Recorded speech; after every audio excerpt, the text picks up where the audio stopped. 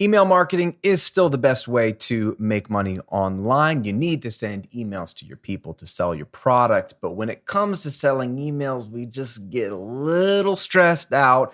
And there's a lot of debate about what's the best way to email. Should you have hard sell emails or soft sell emails? Should you sneak email them? Should you just come out and ask them for money? What is the best approach to emailing your list and promoting your stuff? In today's episode, we're going to break down hard selling versus soft selling. I'm going to give you some of my best tips and tricks to use email marketing well, feel good about it, and actually get results. Let's discuss.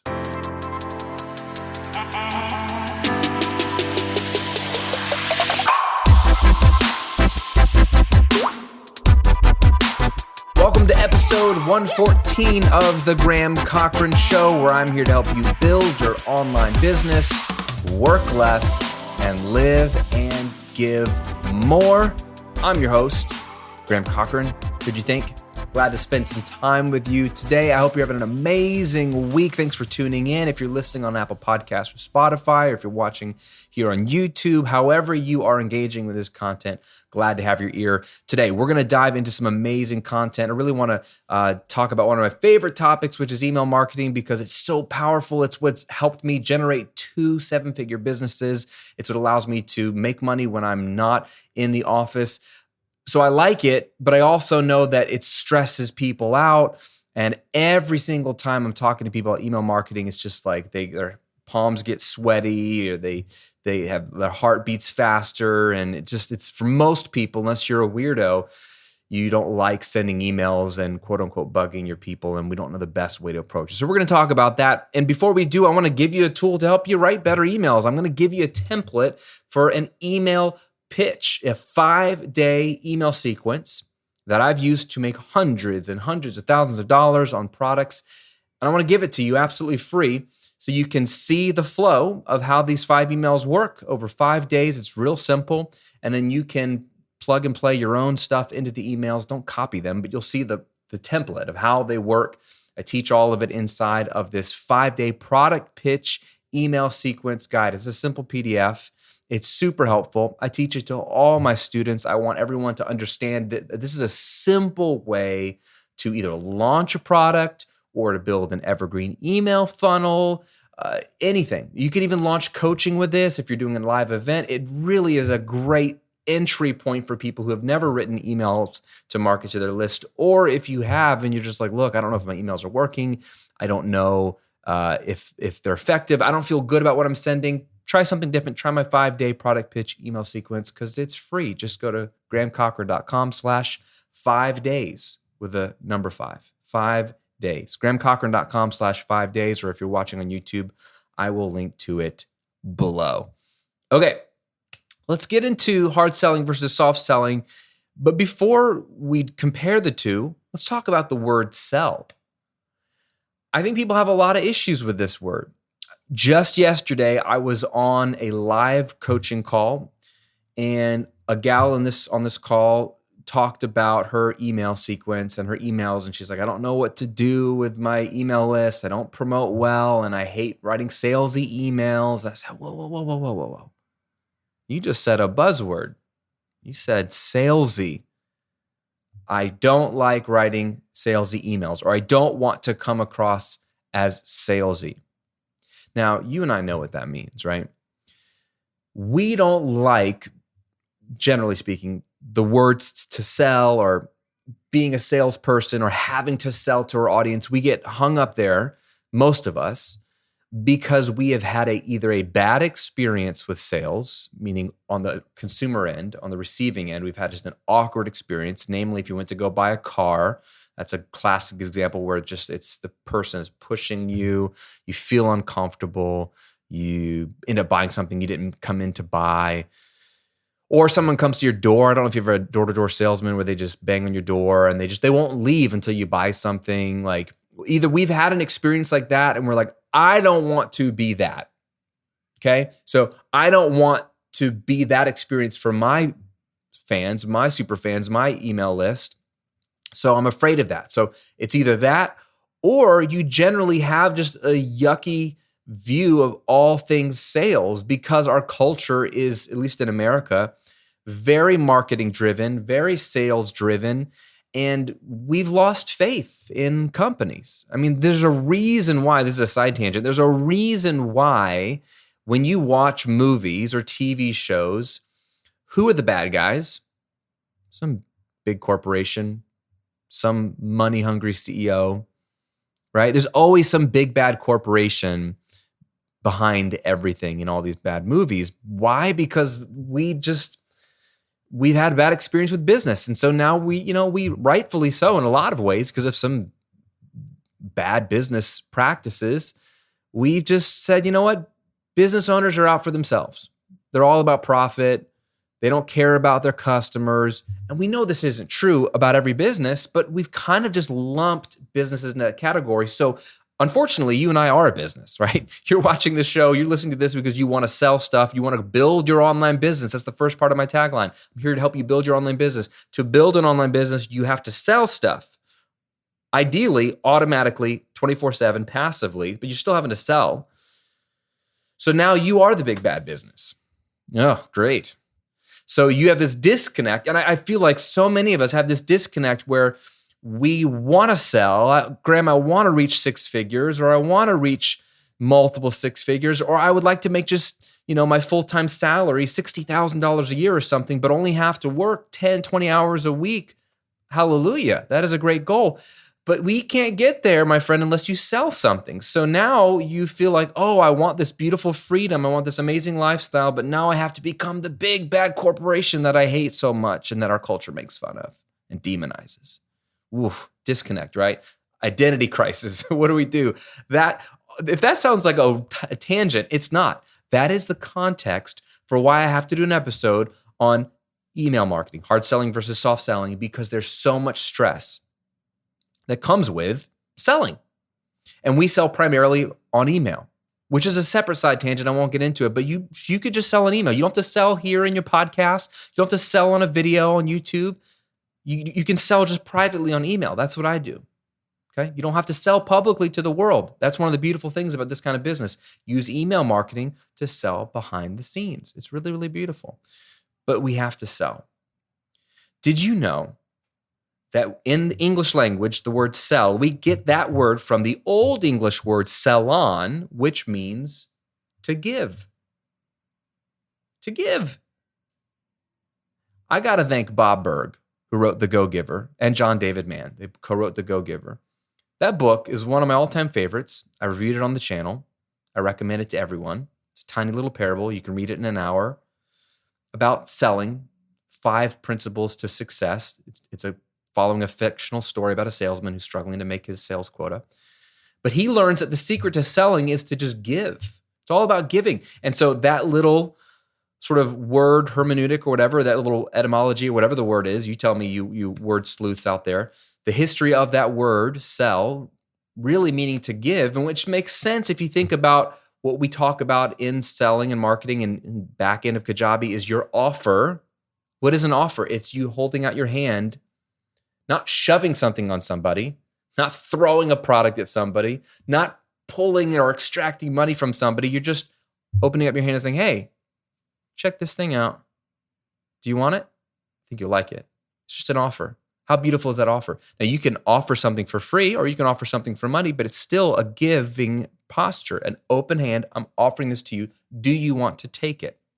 So when we get into hard selling versus soft selling in just a second, understand all we're doing with your emails is giving something. You're showing up in their inbox and you're giving them a little something.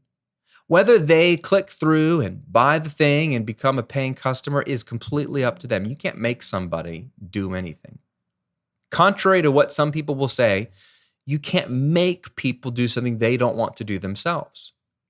You can make the case that your offer is compelling, and you can make sure that they're a right fit or be clear enough that they realize if they're a right fit or not for your offer. But you can't make somebody buy. So that's not your job. Your job isn't to pressure anybody. So take that pressure off of you. Your job is just to give and to offer. Okay? That's all selling is giving. Okay. With all that context, let's break it down real quickly here.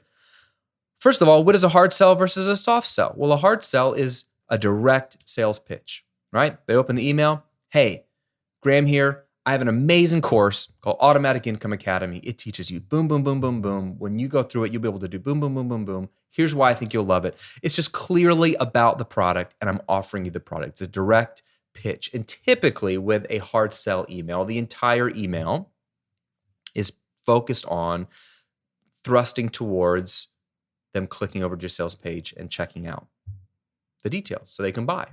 Okay, that's the purpose of the email. That's the content of the email. It's clearly a sales pitch email. Now, most people hate these emails because they feel icky. We'll get back to that in a second. But for the most part, that's what a hard sell is, a direct pitch. Second one, soft selling, right? This is where the email itself is about something else entirely. The content of the email is about something, but then it transitions to the pitch near the end. Or the entire email has nothing to do with the product. It's about something else completely. Never transitions. You sign off, and then there's a PS. And in the PS, you mention one of your products. Or if you have a fancy sort of graphical newsletter, it can even have like a sidebar, right? So there's the content of the email, and then on the sidebar, there's pictures of some of your products. And if they notice your products, they can, oh, he's got a course. Let me check that out. That's a soft sell.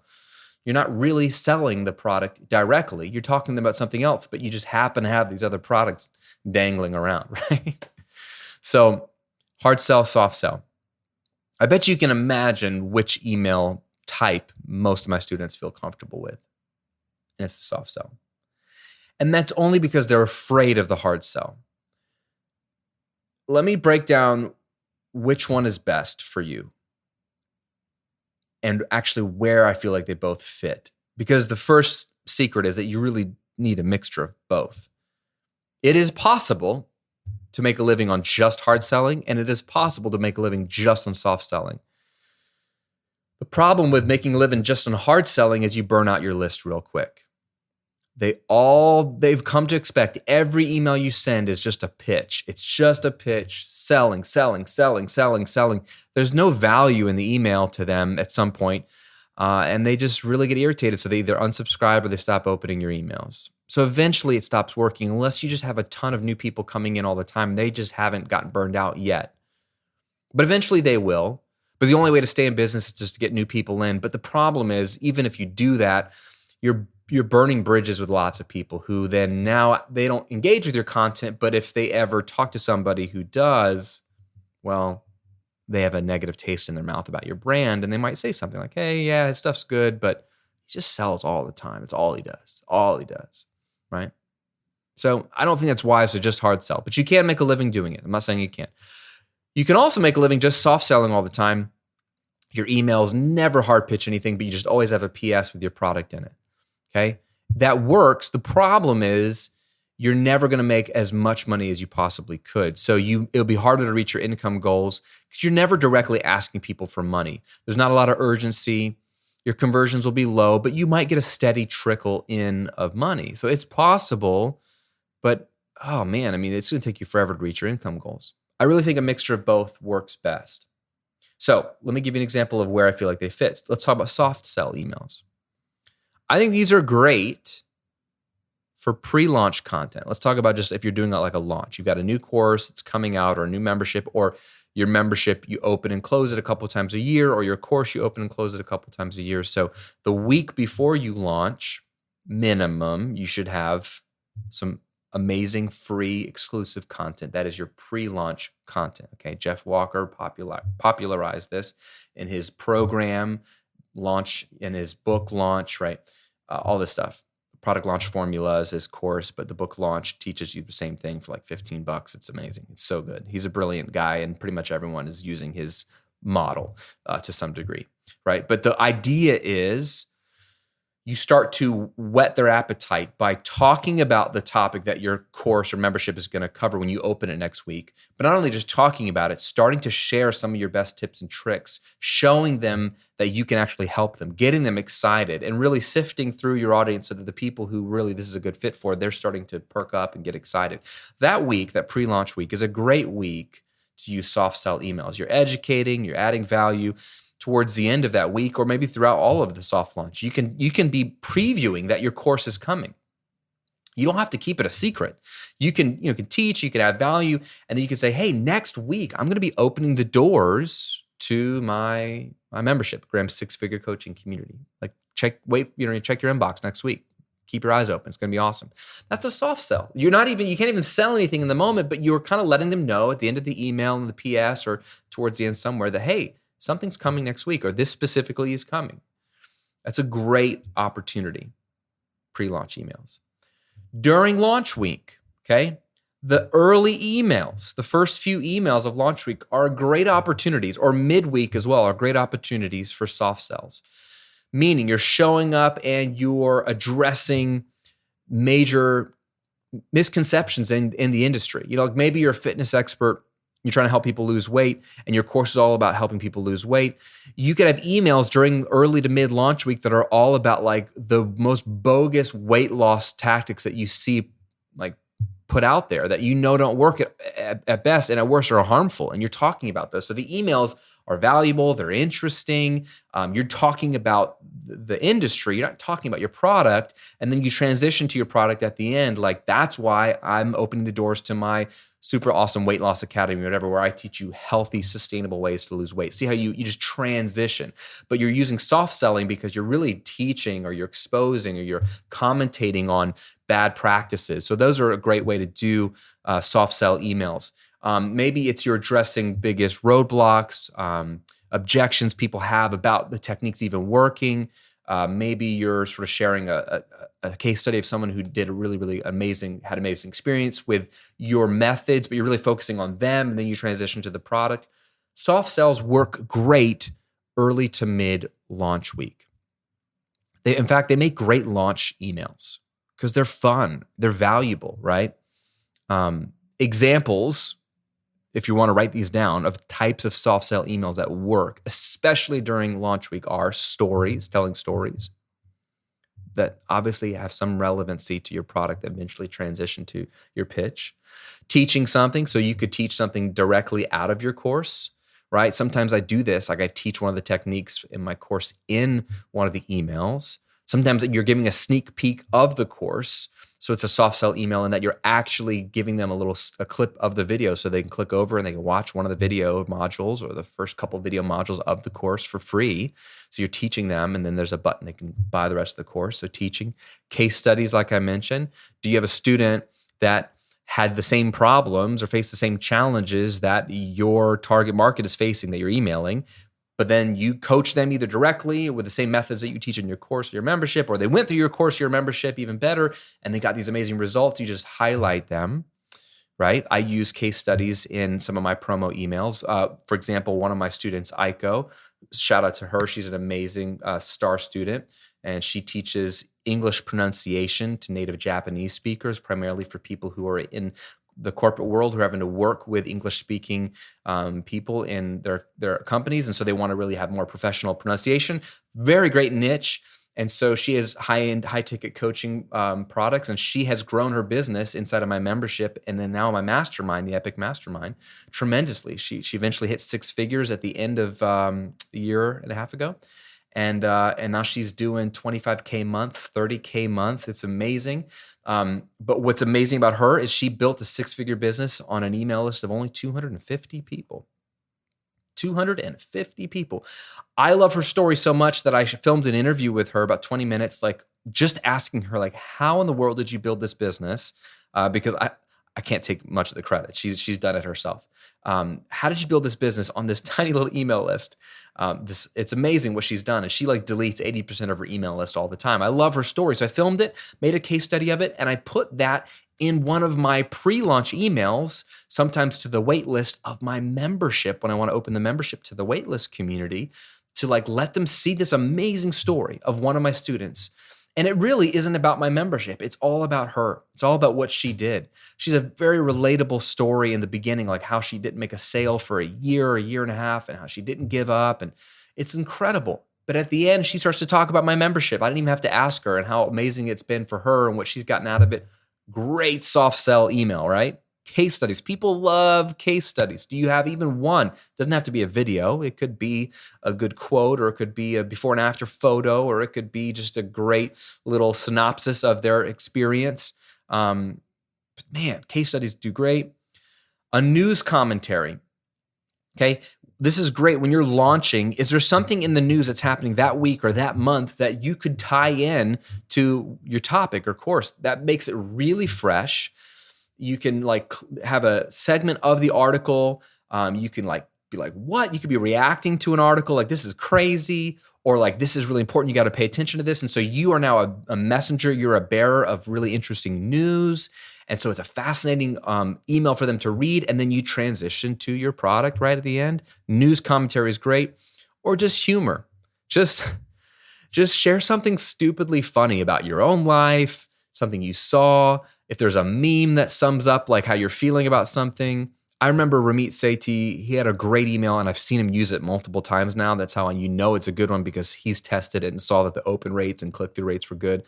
But something about making fun of millennials and avocado toast, which it's now getting a little, stale of a topic, but for a year or two, they're like making fun of millennials who don't have any money to do anything in life, but they buy avocado toast was the thing to make fun of, like $5, $6, $10, $12 avocado toast, right? So he had a great avocado toast subject line, some picture, some news article, made fun of millennials, made fun of avocado toast, but then he talked about how he loves avocado toast and how if you follow his strategy, you can buy all the avocado toast you want and still become wealthy. And it was a great transition to his course on either building a business or personal finance. I can't remember which course it was, but it's funny.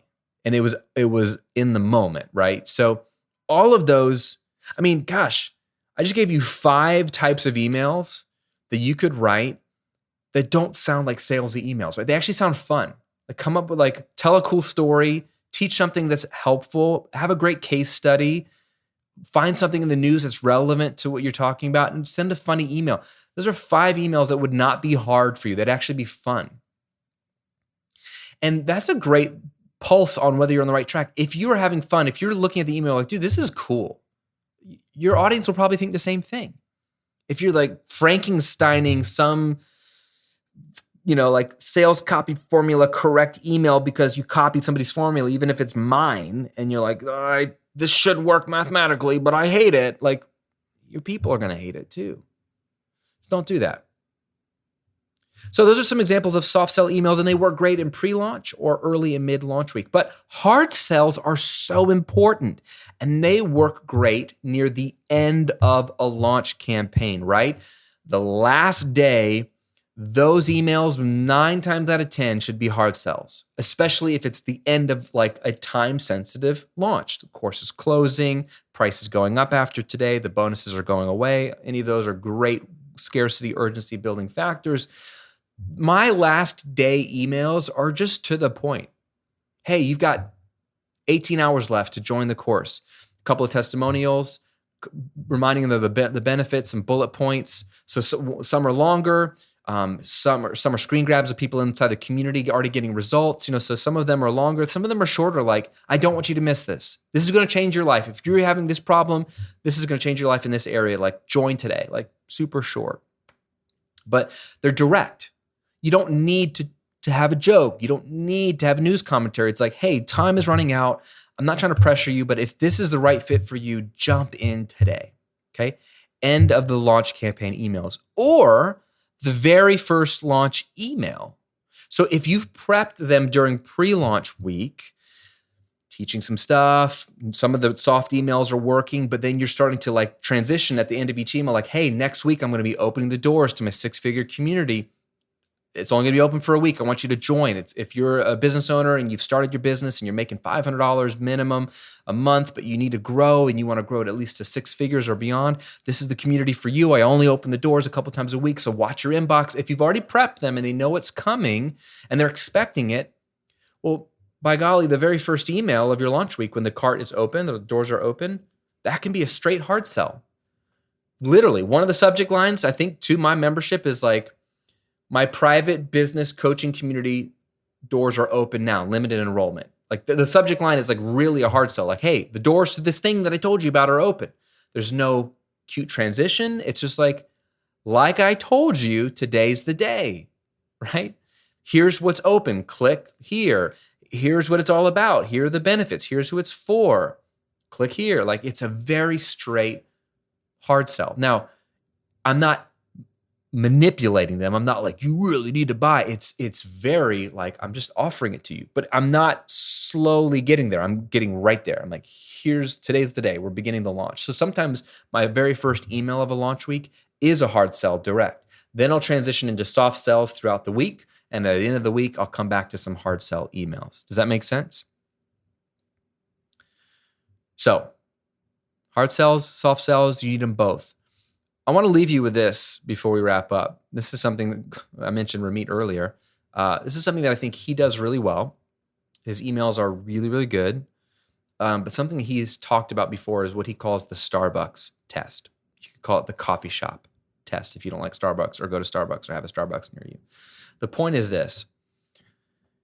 All of us are addicted to our phones in some way, shape, or form. And most of us, when we have a few seconds where there's nothing going on, AKA we're stopped at a traffic light or we're waiting in line at the coffee shop for our drink to be delivered and to call our names.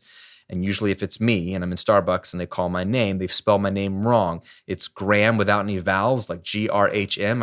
I don't even know what they were thinking. Or my favorite, Ram, RAM. I don't know what happened to the G, the H, and the other A, but they just ram, like the truck or the animal. Ram. Anyway, you're waiting in line for your coffee, and we as a culture suck at sitting still and doing nothing. So we whip out our phones. When people are whipping out their phones, they're checking everything: Instagram, TikTok, the news, or email. What Ramit talks about with the Starbucks test is you want emails that while someone's waiting in line for their coffee, they see it pop up. They really don't have time to read it because they only have a few seconds, maybe a minute, but they notice it and they either want to open it or they start to open it and start to read it and they star it. Like, I need to finish reading this email when I get some more time. If you think like that, like what would get somebody who's standing in line to see your email and go, oh, snap, I got to check this out. That's a great way to think. Specifically, what are they seeing? They're seeing the subject line. So this goes back to subject lines. We did an episode on this a little while ago. Your email subject lines are critical. How to write email subject lines. So I've got rules on that. Go watch or listen to that episode. But it's not just the subject line. It's the first sentence. And sometimes the first paragraph if you're lucky. But the subject line of the first sentence, this is where specifically soft emails really work. But all emails should follow this rule. It needs to be valuable. It needs to catch their attention. If you've done your job, even if they don't read the whole email, they will want to.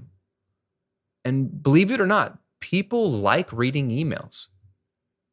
But most emails aren't worth reading, so they don't like reading most emails. But that's the great news, that you can stand out because most emails suck.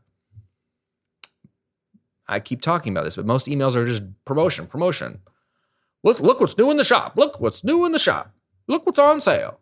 Like you sound like a corporation talking to a number. Don't sound like a corporation talking to a number. Sound like a person talking to another person, and give them something. Offer them something, right? Salon, remember that word? The Old English word means to give. That's where we get our word to sell from. So yeah, would your email pass the Starbucks test? Would it get people to go, oh, that's cool. Oh, I got to read that later. Oh, I got to check that out. Man, highlight that, star that. Mark it as unread because I don't want to lose it. And that can apply to hard sell as well. So you need both. It's a mixture. None of them should be salesy. None of them should feel pushy. I want you to just have a renewed perspective on what email marketing and selling by email can be. And like I said at the top of the episode, to help you out, I want to give you a template. One of my favorites, 5-day email sequence that I've used that's made hundreds of thousands of dollars. It's easy. I teach it to all my students. And it literally shows you the 5 emails that I use for one specific course, but teaches the framework of it. And you can sort of follow the flow and get a sense of how I'm launching or promoting or opening up the doors to a course over 5 simple emails and over a 5-day time period. It's really easy to do. You can do it in the email platform you like. It's free.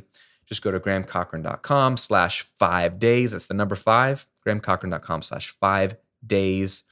Or if you're watching on YouTube, click the link below. It's free. Hope that's helpful. I'd love to know from you below with a comment if you're watching on YouTube.